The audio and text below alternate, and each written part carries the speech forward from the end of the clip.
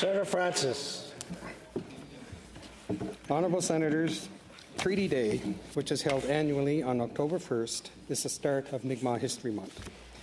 It is a time to learn more about the history, culture, and contributions of the Mi'kmaq. It is also a time to commemorate the significance of the peace and friendship treaties signed in the 1700s. These legally binding agreements act as the foundation for the ongoing relationship between the Mi'kmaq and the Crown.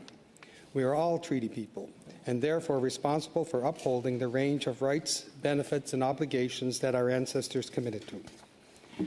Colleagues, the Mi'kmaq never surrendered or ceded our lands, waters, and resources when we entered into these treaties, but we agreed to share them to settlers and still continue to do so.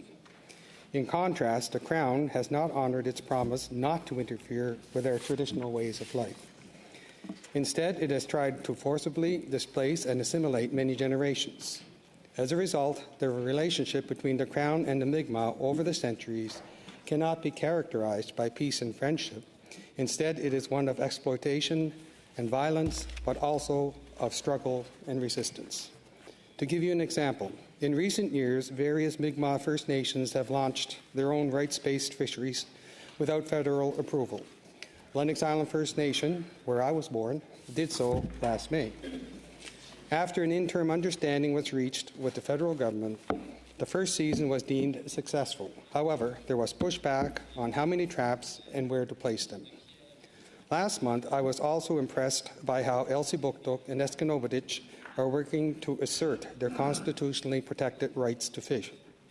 The failure of various governments to not fully implement this right has hindered socioeconomic development in the communities and left members vulnerable to further harassment and violence from state and other actors.